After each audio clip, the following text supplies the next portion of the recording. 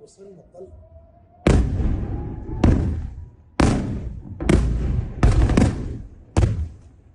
Proksi Iran di Lebanon, Hizbullah meluncurkan serangan besar-besaran ke Israel pada Selasa 29 Oktober 2024. Militer Israel menyebut sekitar 75 roket telah ditembakkan ke wilayah pendudukan sehingga menyebabkan korban jiwa dan kerusakan parah. Adapun serangan Hizbullah kali ini diduga sebagai balasan atas serangan Israel yang menyasar Iran pada Sabtu 26 Oktober lalu. Pasukan perlawanan Hizbullah Lebanon kembali meluncurkan serangan besar-besaran ke wilayah Israel. Serangan tersebut dikabarkan menyebabkan korban jiwa hingga kerusakan parah di sejumlah fasilitas. Menurut penghitungan militer Israel atau IDF, sekitar 75 roket diluncurkan oleh Hizbullah dari Lebanon ke wilayah pendudukan di utara. Puluhan rudal tersebut diluncurkan perlawanan pada Selasa 29 Oktober 2024. Dilaporkan seorang pria tewas akibat hantaman roket yang menyasar daerah Ma'alut Tarshiha. Kerusakan di sejumlah fasilitas Israel juga terjadi dalam serangan tersebut.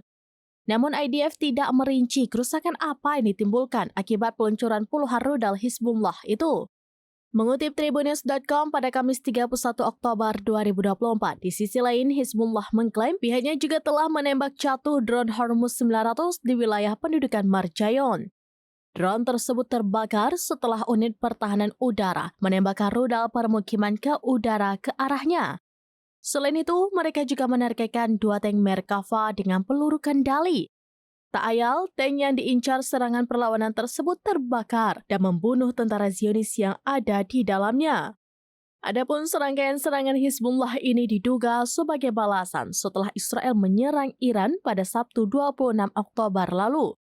Namun dalam serangan itu, Teheran mengklaim upaya Israel gagal lantaran pencegat udaranya mampu melumpuhkan satu persatu rudal Israel.